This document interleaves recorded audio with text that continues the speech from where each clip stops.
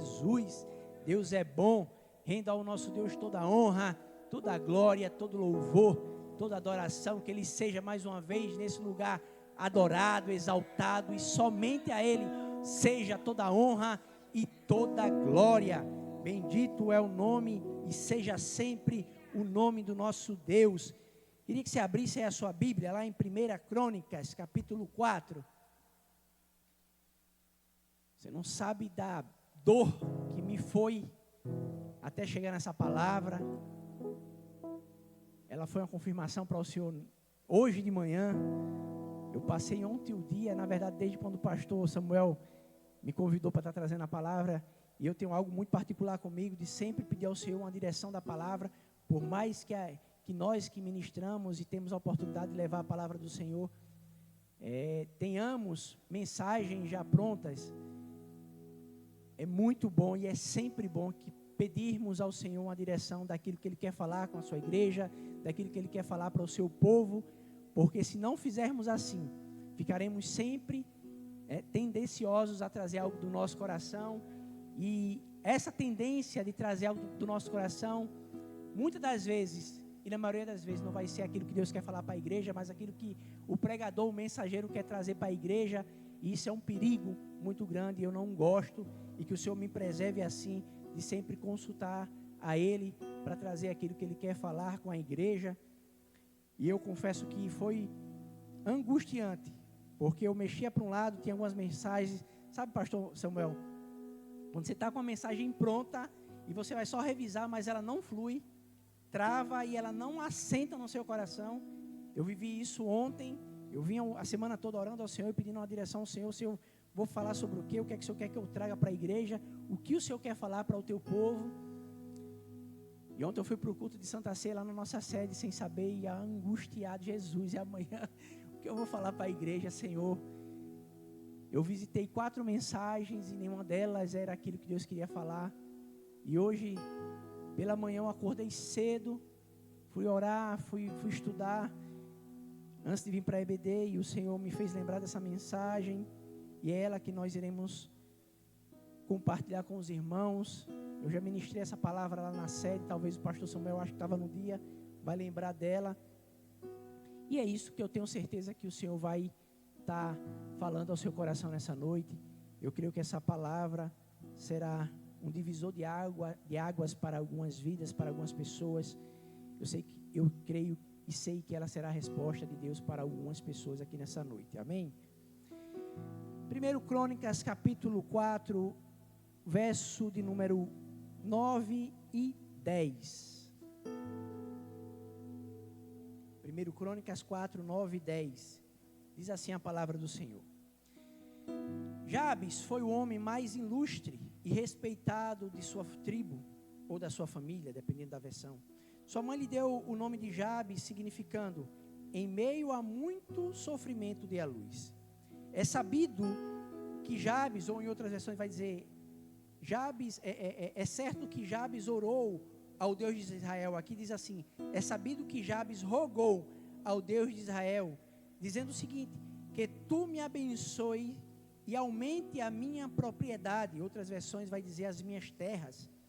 Que a tua boa mão me proteja e não permita que eu seja afligido pelo mal. E Deus lhe concedeu o que pediu em oração. Eu vou repetir essa última parte do versículo. E Deus lhe concedeu o que lhe pediu em oração. Bendito seja o nome do Senhor. Como eu falei, eu tenho certeza que essa palavra será a resposta para algumas pessoas aqui. Eu creio que essa palavra será um divisor de águas na vida de alguém aqui nessa noite. Eu tenho essa convicção no meu coração. Então, como já foi falado, esteja com o coração como uma boa terra ela é para receber a boa semente. Porque você e eu iremos ouvir agora a boa e poderosa palavra de Deus. O capítulo que nós lemos aqui, na verdade, até o capítulo 9 de 1 Crônicas, o Senhor vai falar sobre a genealogia, os filhos dos filhos. E o Senhor vai passar ali pela genealogia de Abraão, de Isaac, de Israel, de Jacó, de Davi. Mas o que salta aos meus olhos, e se você for ler 1 Crônicas, você vai ver que exatamente aqui, no meio da genealogia onde Deus está falando dos filhos, Deus ele faz uma pausa e fala sobre esse homem chamado Jabes. Romanos capítulo 15, verso 4, a parte A, vai dizer o seguinte, que tudo que foi escrito para o nosso ensino foi escrito. Então, se o Senhor colocou aqui é porque Ele tem algo para falar conosco. Se Deus colocou aqui no meio, né, da genealogia e não fazia na verdade, humanamente olhando e falando, não fazia sentido, né, estar aqui essa história de Jabes em apenas 2 versículos. Mas se está escrito, é porque o Senhor tem algo para nos ensinar. Ele quer nos falar alguma coisa, Ele quer que eu e você aprenda algo aqui da parte dEle. E em apenas 2 versículos, o Senhor ele resume a história desse homem. Em apenas 2 versículos, Deus fala quem foi Jabes, o que ele fez e quem ele se tornou após a sua oração. E quem ele foi? Ele era alguém que carregava um nome. O que ele fez? Ele orou ao Deus de Israel. E quem ele se tornou? Uma pessoa ilustre. O tema dessa mensagem é o poder da oração. O poder da oração. Tiago 5, a parte B do verso 16, vai dizer o seguinte, que a oração feita por um justo pode muito em seus efeitos. Tem uma frase do pastor Silas Malafaia, que ele vai dizer o seguinte, se o crente soubesse do poder que uma oração tem, ele orava muito mais. O interessante é que o Senhor, ele inicia falando de Jabes pelo final. E na lógica, humanamente falando, e na lógica, não seria assim. Mas Deus, ele começa a falar de Jabes aqui pelo final. Quem foi Jabes? E o Senhor vai iniciar dizendo assim, Jabes foi um homem ilustre, mais ilustre do que os seus irmãos. E vai dizer, porque a sua mãe lhe deu esse nome, de Jabes. Ilustre significa uma pessoa nobre, honrada, confiável, amável, amiga, compreensiva, exemplo em todos os sentidos, na família, no trabalho, na sociedade, uma pessoa respeitada e admirada por todos. Mas é interessante que o Senhor vai dizer assim, ele foi mais ilustre do que os seus irmãos. Essa também era a qualidade dos irmãos dele. Mas ele sobressaiu aos seus irmãos. Ele foi mais do que os seus irmãos. Ele foi além do que os seus irmãos. Ele foi mais ilustre do que todos eles. Deus inicia falando de Jabes pelo final. E o correto, ou na verdade, olhando, né, e humanamente falando, e de uma lógica humana e racional humana, seria, talvez fizesse mais sentido e fosse mais coerente dizer, e Jabes orou ao Deus de Israel, para que ele abençoasse, porque a sua mãe lhe deu um nome, de Jabes, que significa dor. E ele orou ao Deus de Israel para que o Deus de Israel o abençoasse, mudasse a sua história, a sua sorte. E o Deus de Israel ouviu a sua oração. Na lógica humana, deveria ser assim. Mas aqui Deus ele mostra que Ele é soberano sobre todas as coisas e está ciente de todas as coisas. Na lógica humana, na minha e na sua, deveria ser assim. Porque primeiro existe a ação para depois ter a reação. Primeiro existe a atitude para depois ter a consequência. Primeiro eu peço para depois eu receber. Primeiro eu bato para depois a porta se abrir. Primeiro eu procuro para depois eu encontrar. É assim que funciona. Mas aqui o Senhor está nos mostrando que Ele é o Senhor do tempo, Ele é atemporal, Ele não perde o controle de nada. Ele nos deixa claro aqui que Ele sabe do final de todas as coisas.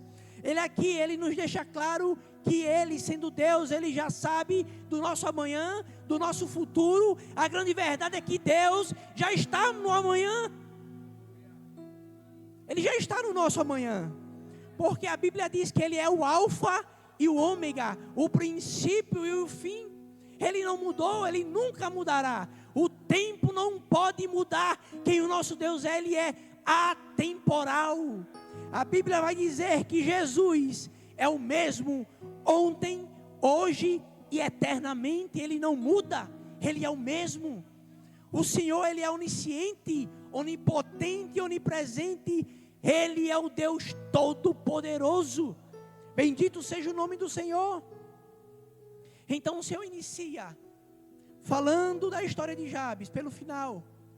E Eclesiastes vai dizer que o final das coisas é melhor do que o seu início. O final das coisas é melhor do que o seu início. E por quê? Porque o Senhor já escreveu o final delas. E Ele já está lá. Aleluia, bendito seja o nome do Senhor. Só que antes dele ser o que Deus falou que Ele se tornou, de Ele ser aquele ilustre, houve um tempo e houve um processo. Sabe por quê, queridos? Porque é o processo que nos leva a viver o propósito. O processo nos molda para vivermos o propósito. O processo, ele nos capacita e nos prepara para vivermos o propósito. O processo, ele é fundamental para a minha vida e para a sua vida, para que eu e você possa viver o propósito de Deus para as nossas vidas. Se não existir processo, escute, você não viverá propósitos. E muitas das vezes o processo ele é demorado. Muitas das vezes o processo ele é dolorido. Todo crescimento gera dor.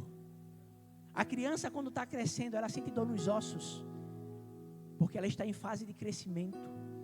Todo crescimento, querido, ele gera dor. Não existe propósito sem processo.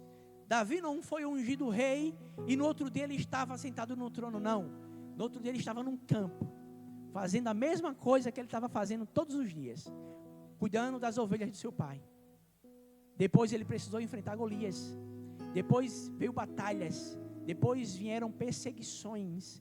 E isso aí levou quase 15 anos até ele viver a plenitude do propósito. Mas antes, ele passou pelo processo.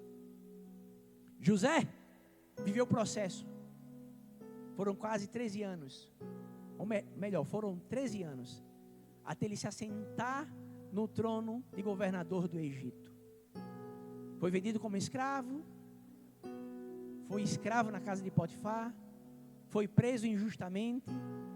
Ele foi forjado para ser governador.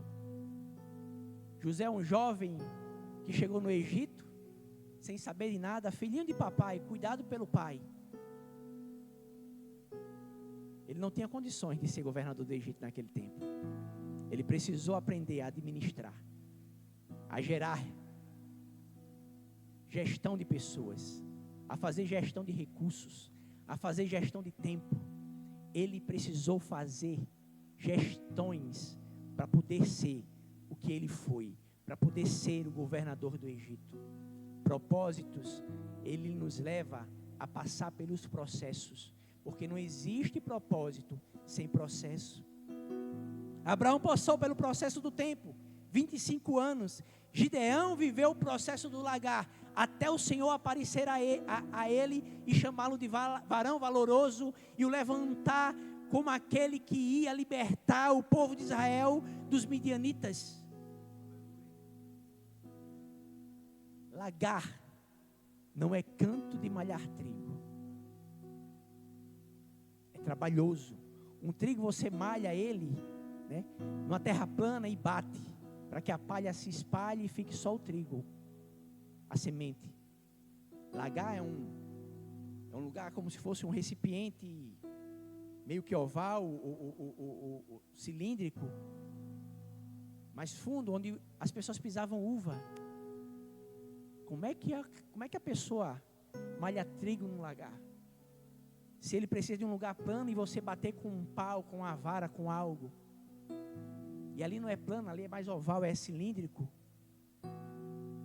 Processo, esforço, dedicação, empenho, foco, preparação, forja. Aí o Senhor chega dentro dele assim: ei, você é valoroso. Você é um varão valoroso. E com 300 homens, eu quase pregava essa mensagem. Essa foi uma das que eu visitei. E com 300 homens, Deus fez algo extraordinário. Bendito seja o nome do Senhor. O processo, querido, ele nos leva, ele nos forja para vivermos os propósitos de Deus.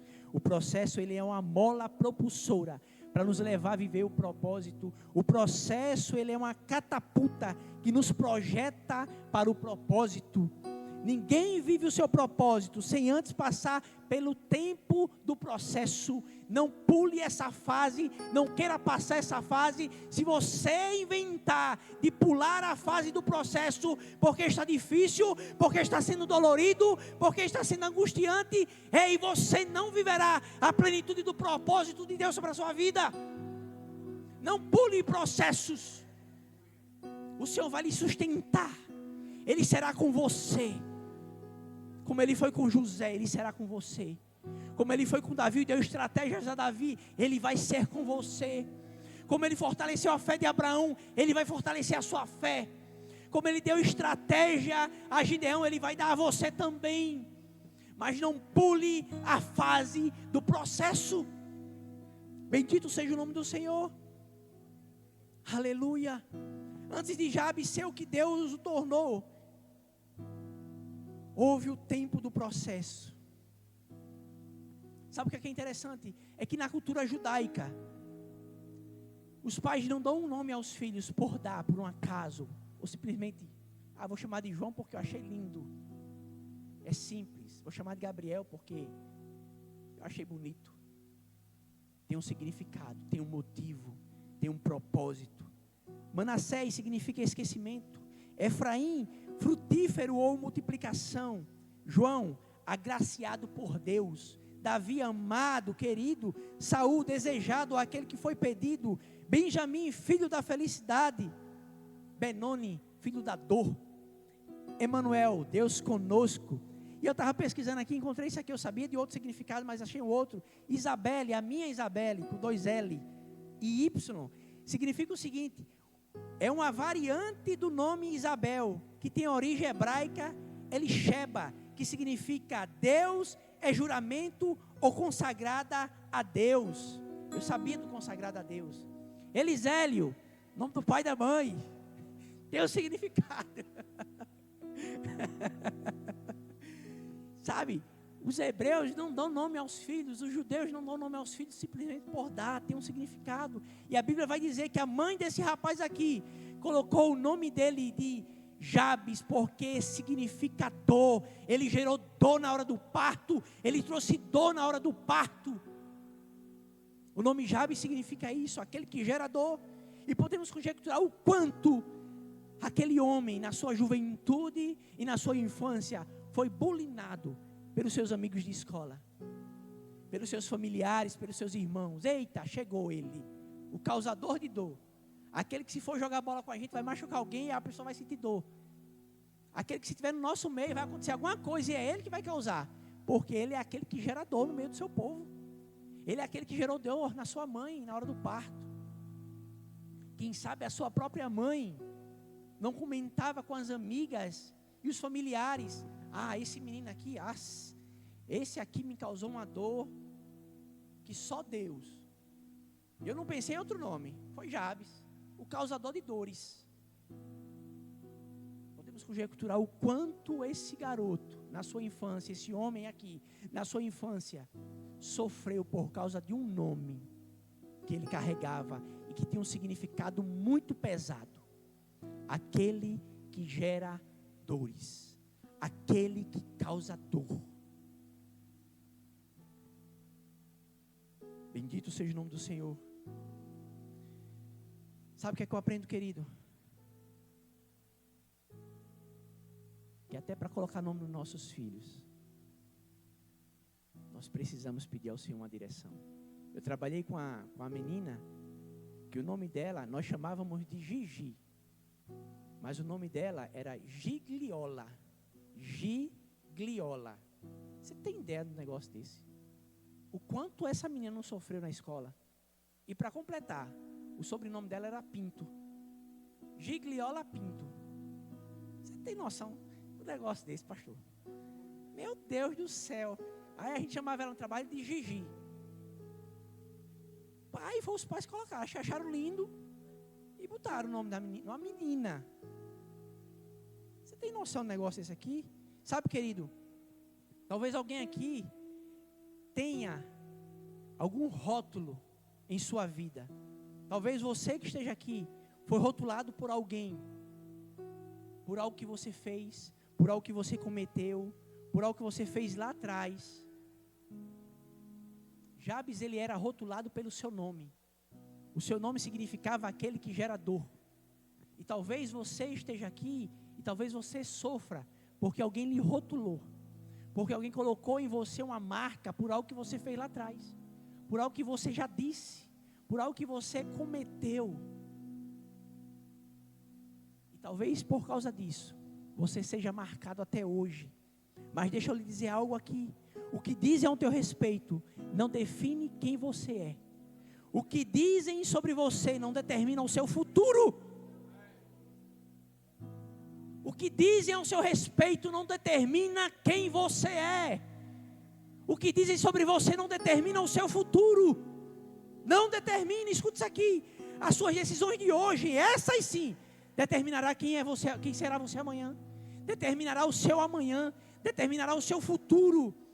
Em 1 de João vai dizer o seguinte: se nós confessarmos os nossos pecados, Ele é fiel e justo para nos perdoar os pecados e nos purificar de toda a injustiça. Segundo aos Coríntios 5,17 diz que se alguém está em Cristo, nova criatura é, as coisas velhas se passaram, tudo se fez novo. Aleluia, escuta isso aqui. Nós precisamos entender quem somos em Deus e quem é o nosso Senhor. Precisamos entender isso aqui. Isso precisa ser muito claro em nossas vidas. Quem somos em Deus e quem é o nosso Deus. Jabes entendeu quem ele era.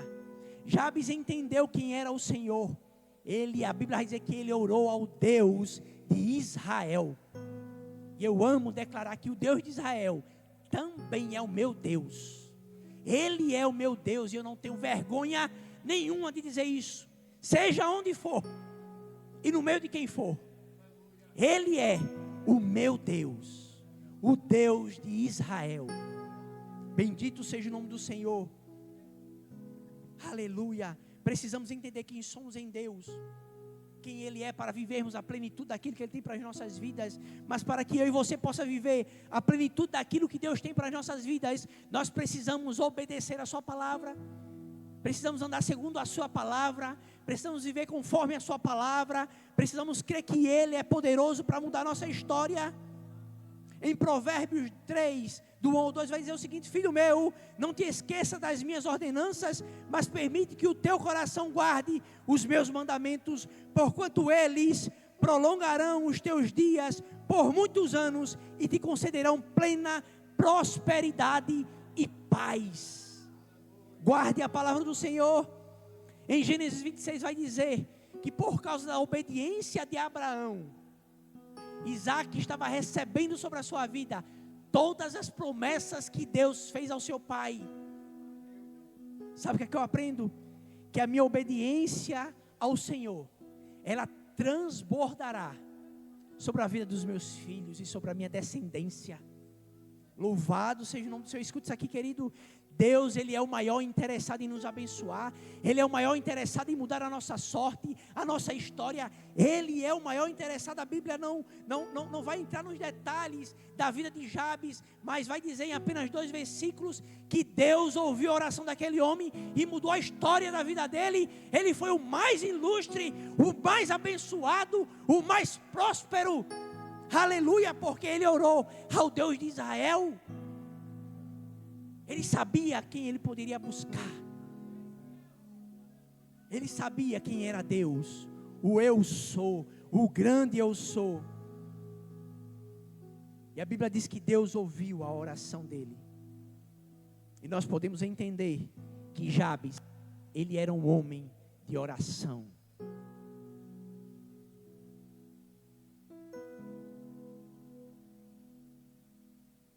Precisamos viver duas coisas para vivermos a plenitude daquilo que Deus tem para as nossas vidas.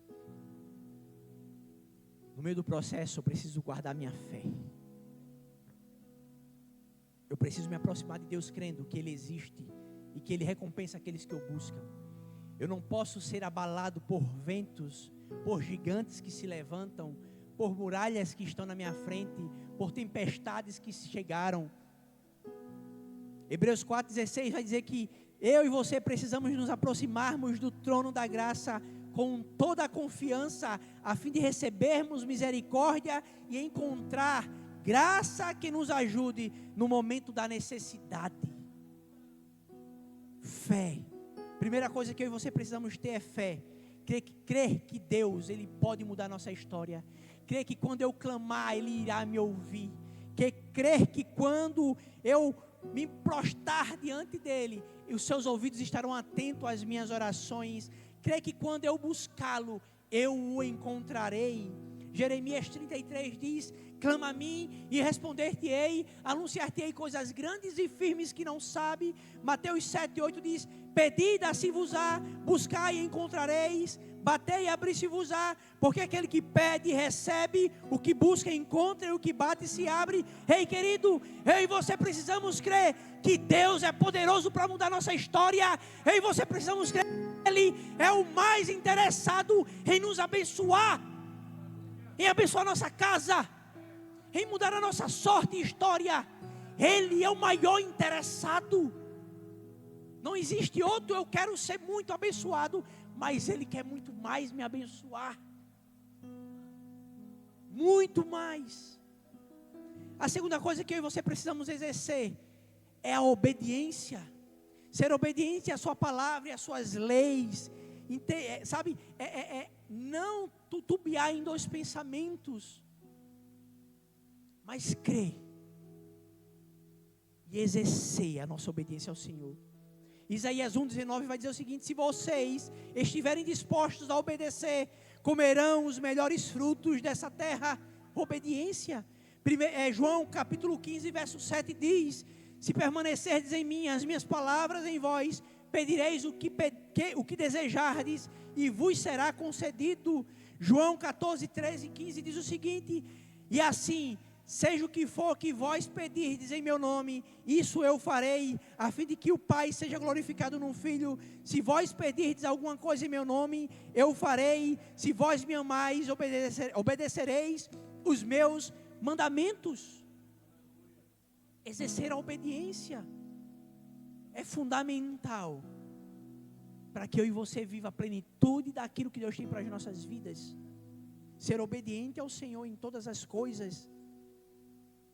Aprendemos aqui na palavra de Deus que Ele é o maior interessado em nos abençoar. A Bíblia, a sua palavra, a inerrante palavra do Senhor, está recheada disso aqui. Obedeça e viva. Você está disposto a obedecer? Se você estiver disposto a obedecer, você vai comer o melhor dessa terra, diz a palavra do Senhor.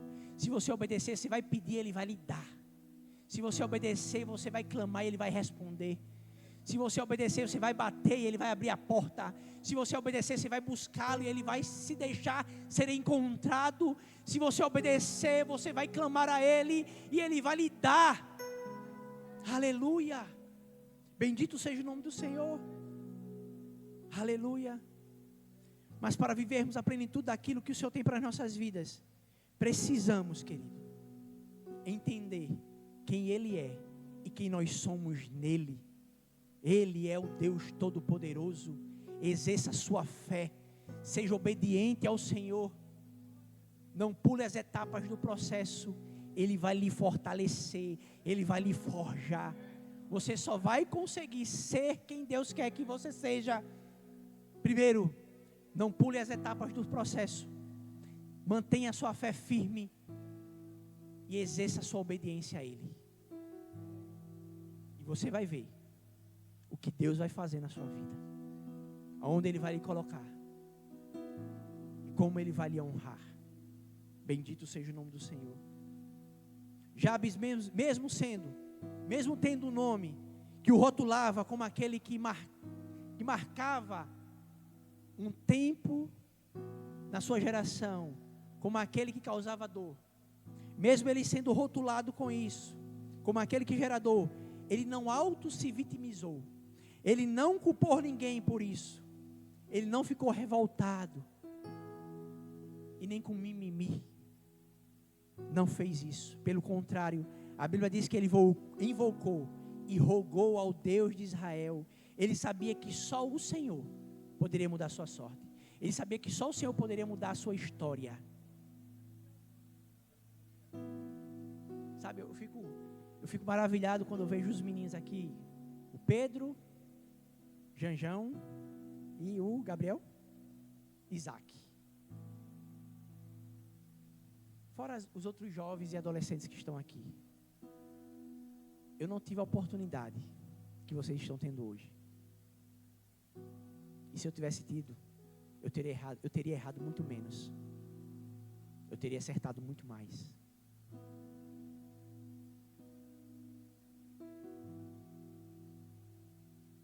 Valorize o que vocês estão vivendo hoje. Tome as boas decisões. Convide Jesus para sempre participar das decisões de vocês. Não abra mão daquilo que Deus tem para a vida de vocês. Eu estou falando isso aqui para todos os adolescentes que estão aqui, para as meninas que estão ali, para aquele garotinho que está ali do lado da irmã. Se vocês abrirem mão da vida de vocês para viver o que Jesus tem para a vida de vocês, nada e ninguém irá parar vocês. Nada e ninguém irá impedir o agir de Deus na vida de vocês. Creiam e sejam obedientes. E vivam aquilo que Deus tem para cada um de vocês. Na plenitude de tudo aquilo que Deus tem para a vida de vocês. Entenda quem vocês são em Cristo e quem é o seu Deus. Ele é o Deus Todo-Poderoso, Criador dos céus e da terra e de tudo aquilo que neles há. O Deus que não perde batalha, o Deus do impossível, o Deus que traz à existência o que não existe, o Deus que muda história, que muda sorte, que muda sentenças e decretos. Uma atitude de Ruth mudou um decreto que Deus tinha estabelecido lá atrás, que nenhum moabita habitaria no meio do povo de Israel. Vocês têm ideia do negócio desse? E ela entra na genealogia de Jesus. Uma atitude de fé. Eu vou com você, Noemi. Para onde você for, eu vou. Onde você pousar, eu vou pousar. O seu povo agora é o meu. E o seu Deus será o meu Deus. Eu acho que essa palavra dela move o coração de Deus assim de uma forma extraordinária. Um posicionamento de fé muda decretos e sentenças. Bendito seja o nome do Senhor. E eu declaro aqui na vida de vocês, que se vocês permanecerem firmes no Senhor, crendo no Deus de Israel e obedecendo a sua palavra, vocês irão viver a plenitude de tudo aquilo que Deus já projetou no amanhã sobre a vida de vocês. Bendito seja o nome de Jesus. Aleluia. Jabes entendeu que só o Senhor poderia mudar a sua história, que só o Senhor poderia mudar a sua sorte. Ele busca ao Senhor, ele roga ao Senhor. Escuta isso aqui, querido. A sua atitude de fé pode mudar a sua história hoje. O seu posicionamento pode mudar a sua história hoje. A sua atitude de fé pode mover os céus ao seu favor. A sua atitude de fé pode sabe, ser um divisor de águas na sua vida, na sua história e na sua família hoje. Uma atitude de fé pode mudar a sua sorte. Louvado seja o nome do Senhor. Quem se aproxima de Deus precisa crer que Ele existe e que Ele recompensa todo aquele que o busca. É uma promessa, é uma recompensa e é condicional. Se eu me aproximo de Deus crendo que Ele existe e que Ele recompensa aqueles que o buscam, a Bíblia vai dizer que Ele vai me abençoar. Ele irá me recompensar. Ele irá me recompensar. Ele irá me recompensar. Quase não sai, Jesus. Bendito seja o nome do Senhor. Escute isso aqui, querido. Não é o que dizem ao seu respeito que vai definir quem você é. Não é o que pensam sobre você. Não é o que falam sobre você. Não é o rótulo que colocaram em você. Não é aquilo que tem lhe marcado. O que vai definir quem você é o seu posicionamento, são as suas atitudes de hoje e quem você é em Deus. Sabe quem você é? Você é filho, você é filha, você é amado e amada, você é a coroa da criação, você é os olhos da menina, você é a menina dos olhos de Deus, você é abençoado por Ele em todos os lugares. Você é aquele que Ele diz que aonde você colocar os seus pés, a bênção chegará. Aonde você colocar as suas mãos, prosperará. Você é aquele que Ele disse que estaria com você todos os dias, até a consumação dos séculos. Ei, deixe Deus fazer o que Ele precisa fazer dentro de você e viva tudo aquilo que Ele tem para a sua vida. Entenda quem você é em Cristo. Entenda quem você é no Senhor. Jabes entendeu isso aqui e se aproximou do trono da graça com ousadia e confiança. Um homem que orou ao Senhor dizendo: Senhor, abençoa-me, me abençoa, Senhor,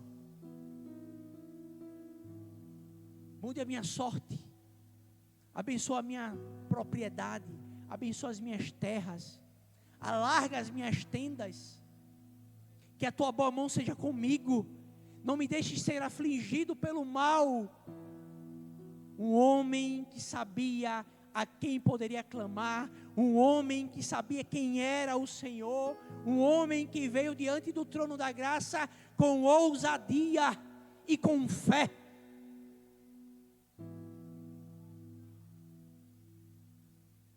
A Bíblia diz que Deus concedeu o pedido daquela oração. Por isso que eu fico maravilhado que o Senhor começa a história no meio do nada. E em 2 versículos Deus resume quem foi aquele homem.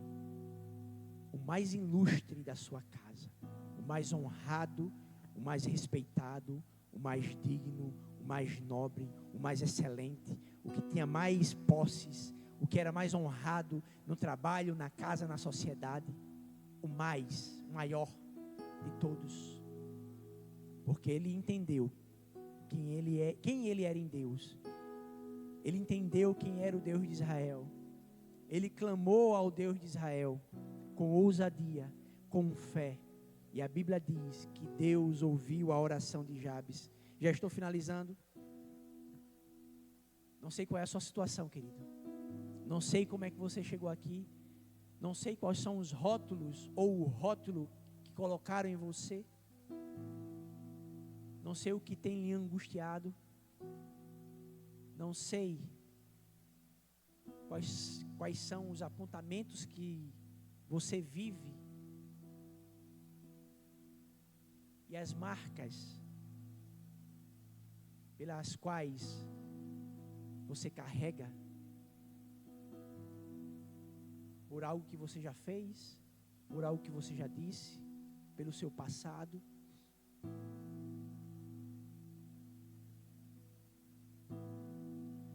Talvez você está vivendo até hoje com esses rótulos. As pessoas não esquecem quem foi você lá atrás. Ah, lá vai fulano de tal, que pintava e bordava. Lá vai ela. Ah, ali sei quem é. Ali eu sei quem é. Talvez você sofra ainda por causa dos rótulos, por causa das marcas. Mas a Bíblia diz que quem está em Cristo Jesus, nova criatura é. As coisas velhas se passaram, tudo se fez novo. Nenhuma condenação há para quem está em Cristo Jesus. Nenhuma. É Ele quem nos justifica. Foi Ele quem pagou um preço pela minha vida e pela sua.